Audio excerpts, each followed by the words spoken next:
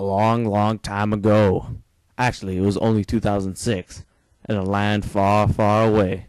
Well, it was Mexico. A senor so ambitious and so handsomely mustache-faced pines for a life in a better world. A world filled with sexy chiquitas and slim-fit bikinis. A world filled with wealthy niños and Rolex watches. This vision was his dream.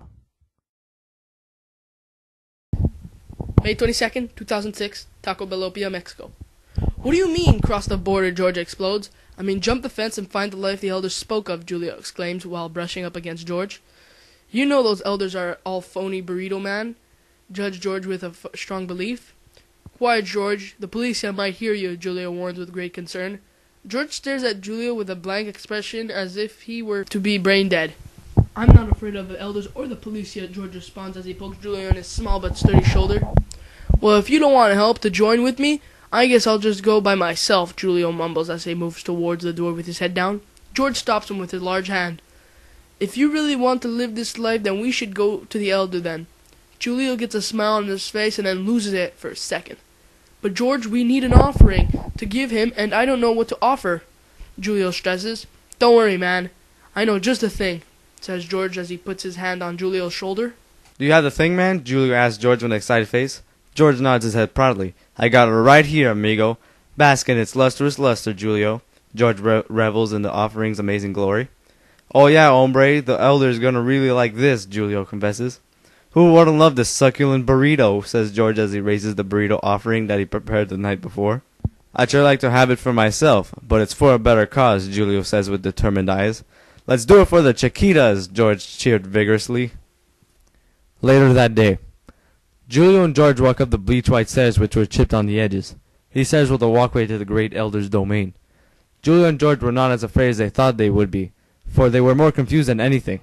They did not understand why a great and powerful elder such as this would live in a tiny, beat-up duplex building. They reached the brown and muddy door and looked at each other with sweaty faces. Okay, man, I guess this is it, George gulps deeply. I guess so, muchacho, Julio says to George with fear in his voice. George lifts his hand and presses his sweaty finger on the flashing doorbell. The flashing stops to signal the harmonious bell has been rung. In just a moment the door opens quickly and they both gasp loudly. A small elderly Hispanic man in a slightly stained white beater shows up at the door. What can I do for you, gentlemen? The small man asked. We are looking for the great elder named Jumping Bean, Julia tells the man confidently. Why, what do you want with him? The man asks with a slight concerned face. We seek him out to ask him a question about the better world, senor, Julia assures him. He makes an obvious hand gesture for them to come inside and they rush in. I'm the great elder Jumping Bean, the one who foretold of the better land. Do you have an offering for my knowledge? Asked the wrinkly elder. Yes, we do, O great elder. We offer you this delicious burrito for your eating pleasure. Julio hands the offering to him with great pride. The elder looks at the well-wrapped burrito for a second, and without any warning he swiftly hits George on the face. I'm honored to be a part of this ancient ritual, says George while rubbing his cheek softly. The elder turns around to place the burrito down on his blue wooden coffee table and says, That was no ritual. I did that 'cause you look like a cholo. George loses a smirk and begins to etch a small frown on his face. George opens his mouth to say something, but Julio interrupts him. So, elder, I'd like to ask you about the better world. I'd like to know how to get there. The elder looks at Julio with an intimidating stare and then says, Come to the back with me. Julio and George follow the dwarf-like, midget-looking, garbage-smelling, dented, trash-can-faced Mexican man that might be a woman very closely as he, maybe she, brings them outside onto his or her rusty railed porch. The elder then abruptly stops and points with his tiny and well-cleaned finger at a very small 4.5-foot fence separating his well-kept backyard from a larger and greener area of a land so perfect it brought slight tears to Julio's dry eyes. That fence is the separator from us and the better world, said the elder to Julio when he saw the pristine drop of water slide down his cheek. Julio looked at the elder with confusion on his face and began to ask, If the fence is so close to your home, then why don't you just cross it yourself? The elder turns to George in a superior sort of fashion and says, Jumping that fence isn't as easy as you think.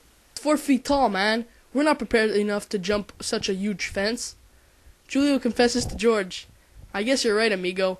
If we're gonna do this, then we're gonna need some training, said George as he extends his arm for a manly handshake with Julio. Julio looks at George's hand and back at his face. Julio grabs his wrist with a firm grip and says, "But this time I get to be the Russian."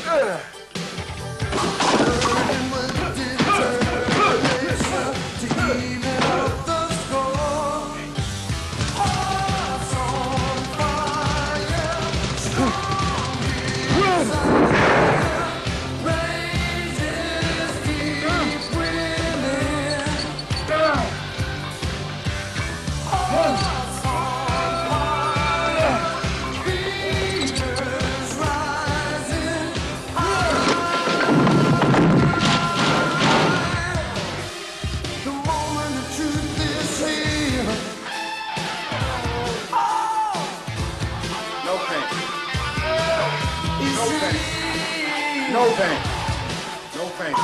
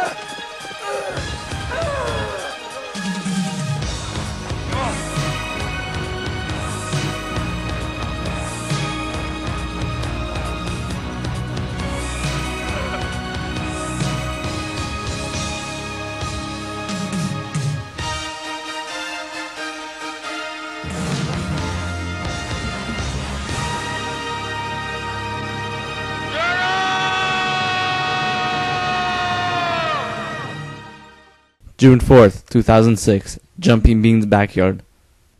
Okay, George, this is what we trained for. This is the moment that we'll remember for the rest of our lives. This is the day where we cross this incredibly high fence and make our way to our new lives, motivates Julio. I'm ready when you are, Julio. I've been waiting for this day, says George with great inner confidence. We run on 3, George. 1, 2, 3, calls out Julio with his raspy voice. They both charge toward the gate, holding their long and narrow jumping poles firmly with both hands. As they reach the sun-blocking 4-foot fence, they plant their vaulting posts into the ground and jump with such speed and force they make it over. The fence was so high and mighty that they barely got over it. We did it, George. We made it into the better world. We can now start living the better life. Let us walk onward to civilization, said Julio in a glorious victory tone. Julio and George then happily walked many miles toward what they thought was a beach full of sexy chiquitas and bikinis Julio dreamed of. They didn't stop to gaze upon the beach. Instead, they sprinted wildly to their destination. When they arrived, their jaws slapped to the floor with great speed, for they did not expect what they had just witnessed.